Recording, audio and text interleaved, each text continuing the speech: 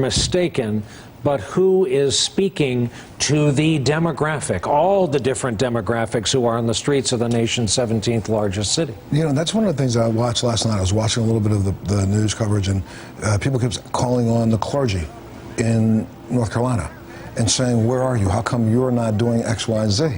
And we have to remember that right now across this country, we've seen a mass exodus in church. Yeah. Across the board, almost in every single religion when it comes to this next generation. And so they're not listening to the clergy. And unfortunately, and maybe fortunately, I'm going to say the maybe with that, but unfortunately, there is no single individual voice. That might be fortunate, because if the only single voice was one of violence, we'd have a whole nother outcome tonight. So since there isn't a single voice, you see, these crowds have been walking around disjointed, protesting one way, singing another way, hugging police officers one way. They have no idea, but they just want to be heard. Yeah. And this is really a very simple thing for our government to do. Is stop and listen. Just in terms of the layout, it appeared to me that there were at least two distinct sort of nodes of protest tonight too, because where Tremaine was is you know, it's not far away, but that's not where the police headquarters is. It's some blocks away. And there seemed to be the large crowd doing the kind of die-in at police headquarters, and also protesters walking around where Tremaine was, up College Street or Trade Street. And so I don't know if there are differences between those two crowds, and I don't know if those are the only two, actually. I knew the troopers wouldn't like it if the protesters shut down I-277, and indeed they did not, and indeed the interstate, we believe, is back open. Kevin Tibbles mentioned a light rain is falling in Charlotte. That may help do some of the work this mayor is hoping the police department and the National Guard can do, and that is clearing the streets at approximately midnight. That's the time on the curfew order she signed. Another break in our coverage. We're back with more right after this. I want you to sound good.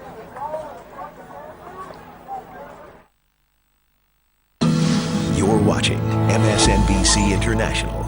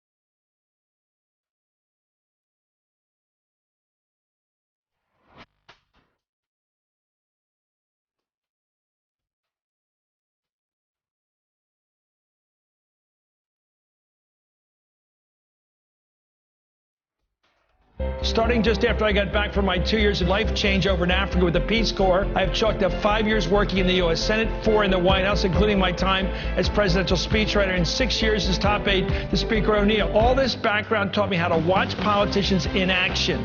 Here on Hardball, you can expect me to discuss history as it relates to what's happening now. You can expect to hear me analyze what politicians are doing today with what I've seen other politicians do before, and this is Hardball. Weeknights on MSNBC. You can put forward your ideas, put forward your criticism of the other side, try to persuade people to vote for you. That's politics. Or you can try to make it harder for the other side's voters to cast their vote. You can make it count less when they do vote. That is not politics. That is undermining politics. And it shows that you don't think you can compete on the merits. America has to look at this permanent underclass. The most important social program is spelled J-O-B. These things can't happen without the proper policies in place. We have got to invest in education. I have young children. I saw the benefits of preschool. The question is, as you say, how to pay for it. Everybody has a lobbyist, but the poor. Morning Joe, weekdays on MSNBC.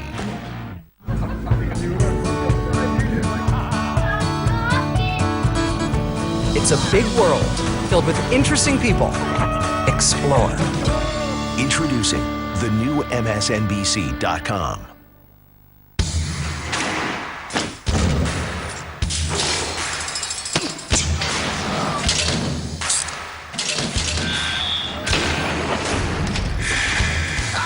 You feel kind of vulnerable now, don't you?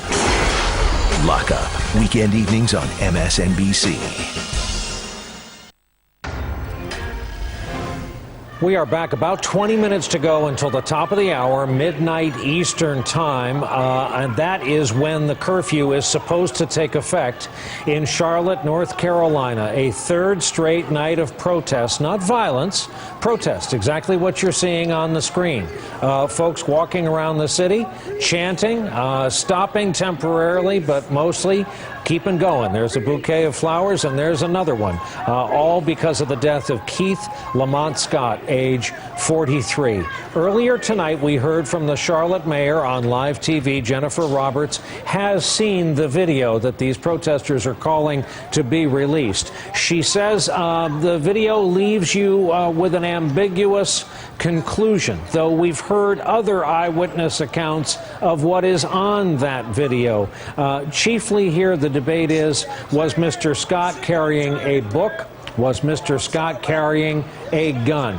A very big difference any day. Earlier on our air, correspondent Gabe Gutierrez interviewed Justin Bamberg, attorney for the Scott family. Tell me, you just saw the body cam footage and the dash cam footage that the family had been asking to see, correct? Yes, sir. What did you see? Well, let me start off by saying it was painful to watch, not just to see him get shot and killed, but to see the reactions on his loved ones' faces. What I see in that video is an individual who is sitting in a car, who gets out in a calm, peaceful manner. He never appears to be aggressive.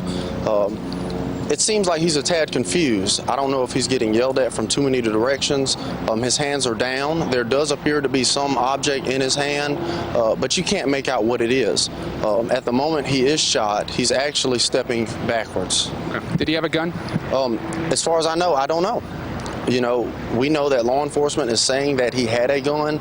I have not seen any definitive evidence aside from what law enforcement is saying. Now, earlier in the day, during your news conference, you had said that you weren't sure if you wanted the video to be released. The family wasn't sure. You wanted to see it first. That is, at the time, was in a direct contradiction with at least some of the protesters that wanted transparency, that wanted this video released. At this point, is the family calling for this video to be released publicly right away? Absolutely. The family wants the police department to release both of the videos that we saw today, and we want the public to see it, let them draw their own conclusions, and I think it will have a very big impact on what we see going around us here in Charlotte. Now, the police chief has come out and said specifically that a gun was found on the scene. You and the family dispute that, of course, but we've also seen a still image, according to police sources, to our NBC affiliate WCNC, that appears to show, within the moments following the shooting, a gun at the feet of Mr. Scott. What is your response to that image?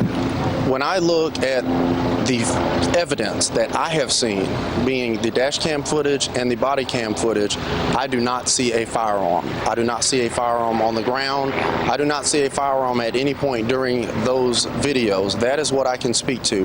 So you're not commenting on that picture specifically, you're commenting on the videos that you have seen? I am commenting on the specific facts that we are aware of and have seen with our own eyes. Now tell me a little bit deeper about the videos you saw. It was 3 body cams and then a dash cam video, or tell me break down exactly what type of video you saw. We specifically saw the dash cam footage from a vehicle that is parked and catches essentially the entire incident from him stepping out of the vehicle until him being shot and him falling on the ground.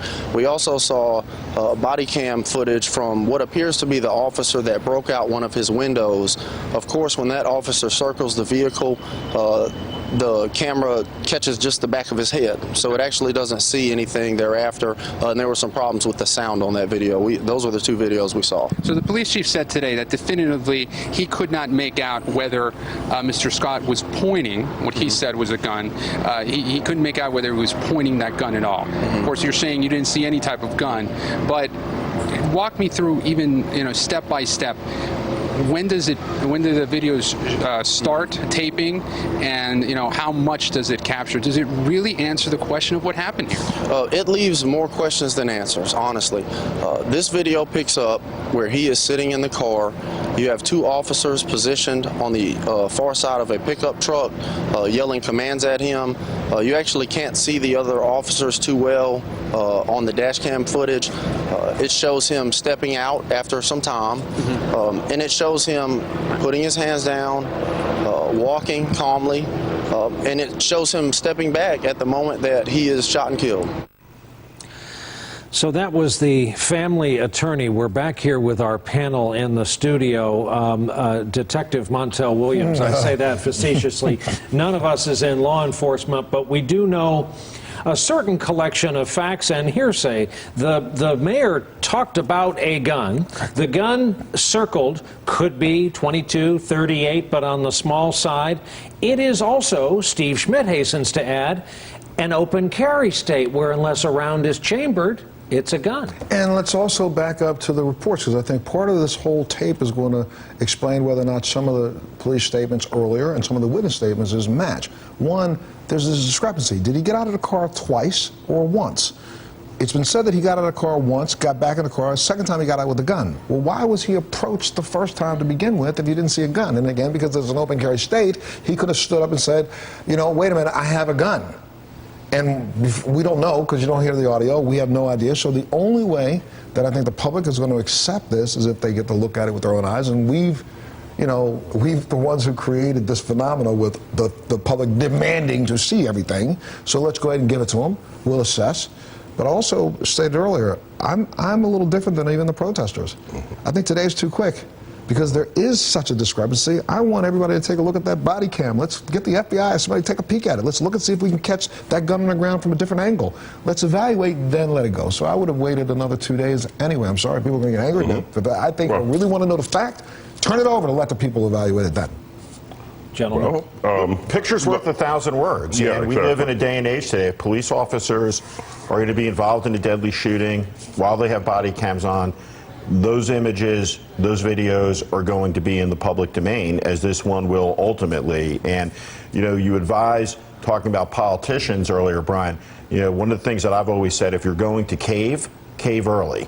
And the politicians are going to cave here. That video will be public, and will be public before very long, because it's not sustainable for them to conceal it. Right. I mean, I think everyone recognizes that police officers have legitimate privacy issues involved in wearing cameras, right? Because you're going about your life while you're on the job as well. But not when it comes to the public performance of their duties, as this clearly was.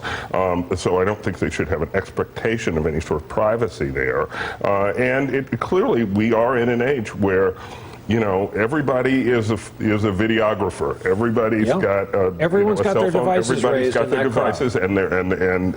and they're taking video, and it's just the expectation. You can't keep this stuff under wraps. And the message, the implicit message from the mayor is, I've seen it. You're not going to get to. You're going to have to take my word for it that it's ambiguous.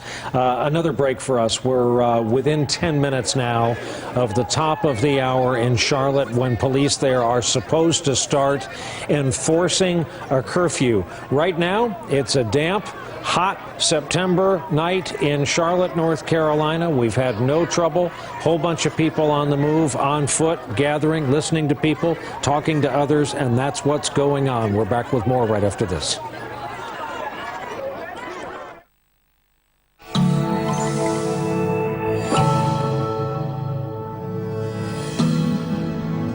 You are watching MSNBC International. It took 22 months of men debating in this room to achieve the Declaration of Independence. Progressive change takes time. Abolition would take a great civil war, but it came. Women's suffrage would take a crusade, but it became part and parcel of our democracy. Voting rights have taken a brutal fight, as will the case for marriage equality and equal pay for men and women. Liberalism always wins eventually, just as it did here in Philadelphia in the sweltering summer of 1776. This is a normal day out here. I could sort of barely stand up. This is a good place to put something that's going to generate energy from the wind. We are not going to run out of wind. And the question is whether or not we are going to invest as a country in moving this energy to where it needs to go. You need a smart grid. You need big thinking technological advances in how we move electricity around the country. And we can do it. And you know what? When we do it, those are non-outsourceable American jobs that'll be doing it, and we'll be building it for the next generation and the generation after that. You know, the most powerful thing a person can do is say no. And the most powerful moments of social resistance we've seen that have given birth to the greatest progress we've seen are people who somehow, whether it's Rosa Parks in the bus or a striking worker on a picket line, people who have somehow found this inner courage and peace to be able to look power in the eye and say no. And when that courage is shown, everything afterwards changes. You watch every day, right? I do. It's great to be back on. Frankly, there's not enough news coverage like this. What's the tough question that you keep hearing over and over again? You gonna come in here, Tom? No, this is it, kids. Thanks a lot for promoting the show. I have to chastise people for not starting their day right here. It's great to see Scott Brown. We miss him. He's one of the few people that actually worked out in the Senate gym. Everybody else was just there to watch Morning Joe. Morning Joe, weekdays on MSNBC. Sometimes it's hard to connect from behind the desk. Every message for that. To tell people stories, you need to be there. Well, it's actually my son's. This wall here, it's right at your eye level. To get the story, you need to go to the story. Nothing more destructive than water, is there?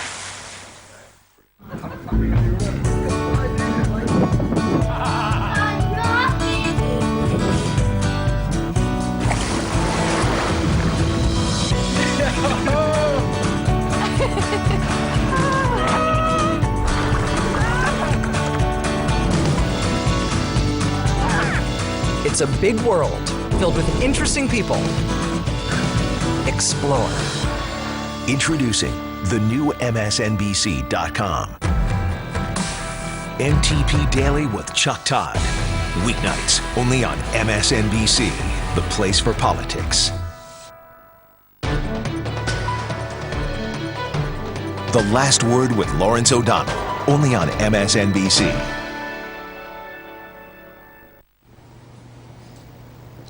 We're about 7 minutes away from midnight. You see members of the North Carolina National Guard. It's partly going to be their job tonight, along with local PD and state troopers, to enforce the curfew. Tammy Leitner is walking along with a bunch of protesters. Tammy, what do you see?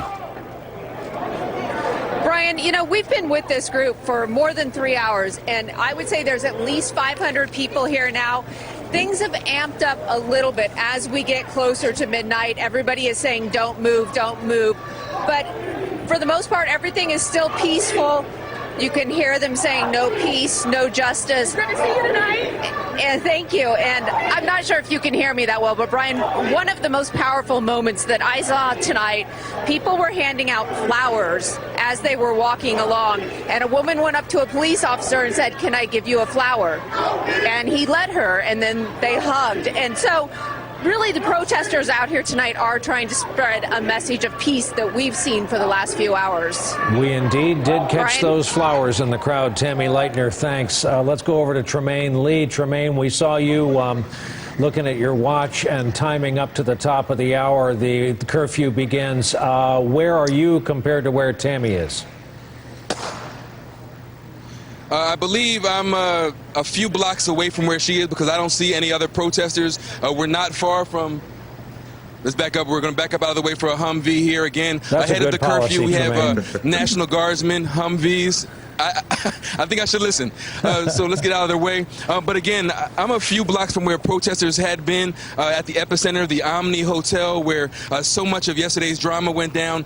But again, just minutes from curfew, we see the National Guard getting in position. But from where I am here, you know, you don't see many protesters at all. Perhaps they've seen the Humvees, they've seen the National Guardsmen. But again, 4 minutes before the curfew is set to take place, and not many protesters. Again, you can still hear the whir of the helicopters above us. National Guardsmen are getting in place. So far, all quiet. Again, I can't see Tammy, her position, or where the protesters actually are, but I don't even hear them. I don't see anyone. But again, she said there are about 500 people gathered, still protesting ahead of the curfew. Where we are right now, we're just turning the corner from East Trade to North College, and I do see some activity further behind me. Again, on this side of the street, National Guardsmen are setting up, pretty much clear this area. Behind us, further down North College, we can see police vehicles blocking the road. They look like they're clearing out downtown, setting up a perimeter. All along the side of the street, you see National Guardsmen here. You see the Humvees and the military vehicles. You can still hear the helicopters above us.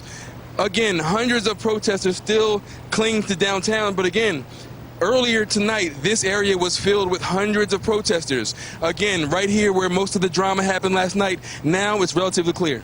All right, Tremaine, certainly easy to say that the lobby of the Ritz-Carlton looks heavily defended and cleared out. Kevin Tibbles, are you, Kevin, still in front of police headquarters?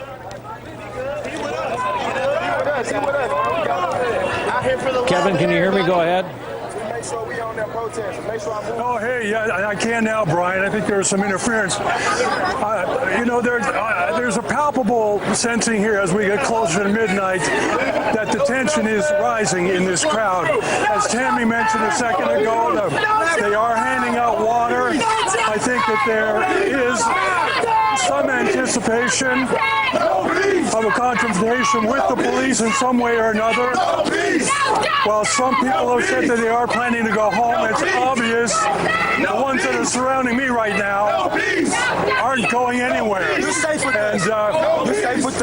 Are you going to be going home at 12 o'clock? No, we're not going home. Well, there's your answer. There's your answer right there, Brian. We will stay with this crowd, and I'll report back to you as soon as midnight comes. All right, Kevin Tibbles marching along with some of the protesters. That one gentleman saying it's our town, and they have no plans to get off the street. But again, they're just moving around the city. And what do you do if you're the mayor?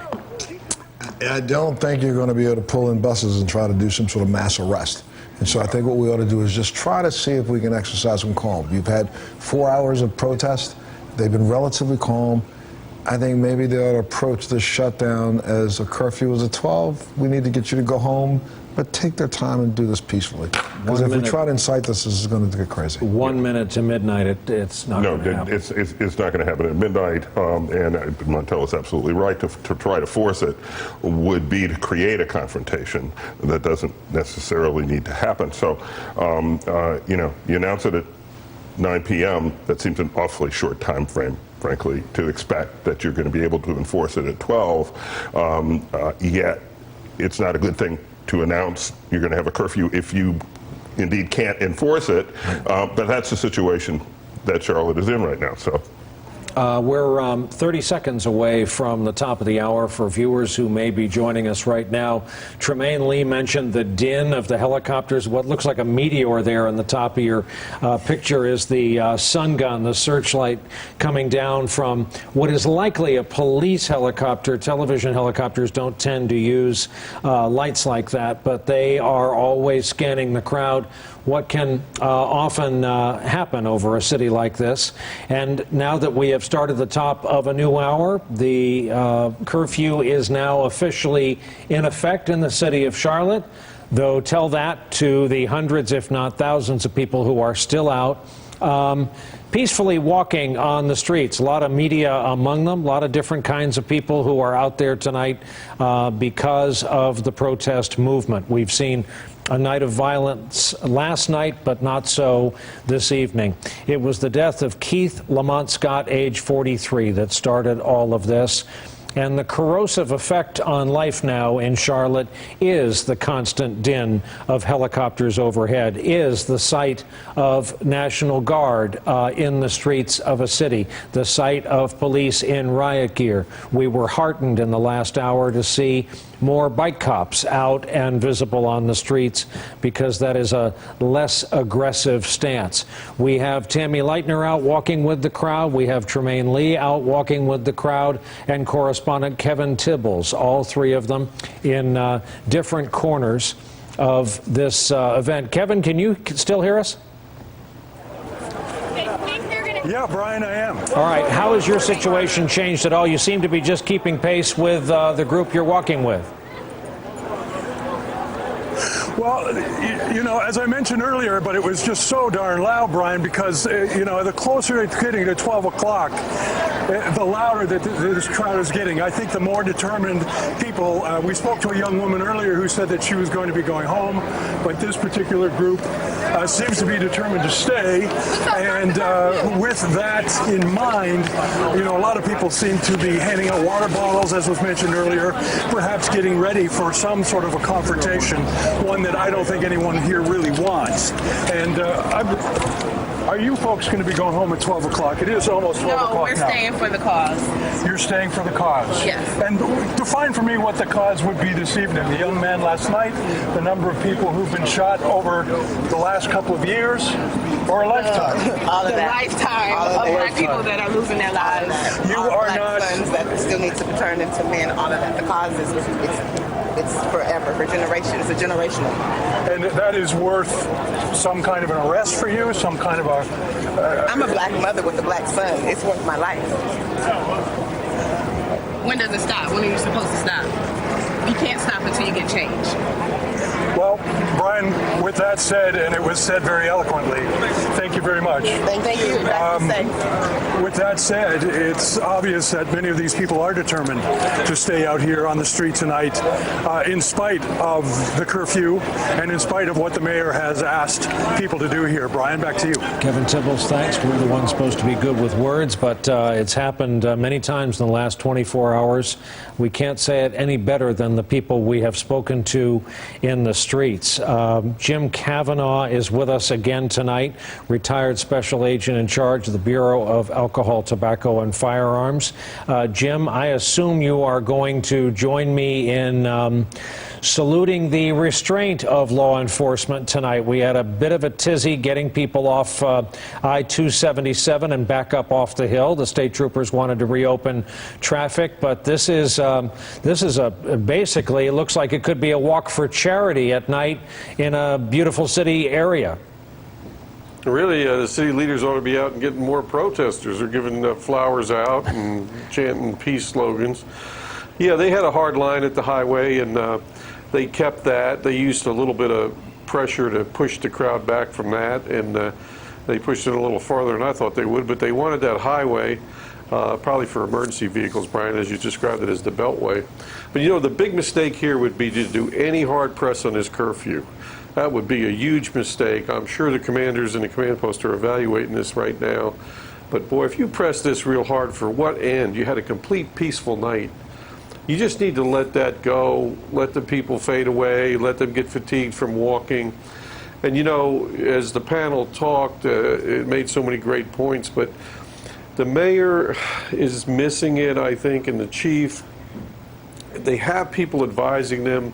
You know, the wisdom of Reverend Barber. I mean, you need to listen to people that are giving you the answers. And as an old negotiator, I can tell you a lot of times the answers are right in front of you. You just aren't hearing them.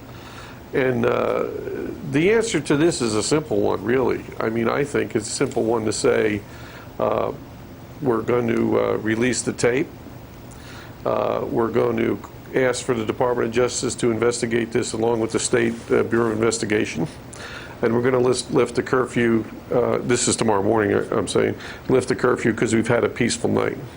And I think those things would go a long way, and that's exactly what Reverend Barber was saying that people wanted. If that tape had shown someone shooting at a police officer and there was demonstrations, it would have been released to show the person was shooting at the police officers. You can't just release a tape when it's good. You have to do like Tulsa did too and release it when it's bad. Good, bad, and ambiguous, you got to release the tape. And I think really they need to rethink that position. It's a hard position that's not going to be a good position. They got a peaceful night. They need to build on that peaceful night and rethink their strategy. That, if I was advising the mayor, and I have a lot of respect for the mayor and the chief there, if I was advising them, that's what I would say. Take a step back, think about this position. That tape's going to be public sometime. If the family doesn't object, ask for the federal help, lift the curfew because you had a peaceful night. I think you can get the city back to where it's supposed to be. This is a very, very peaceful march in Charlotte.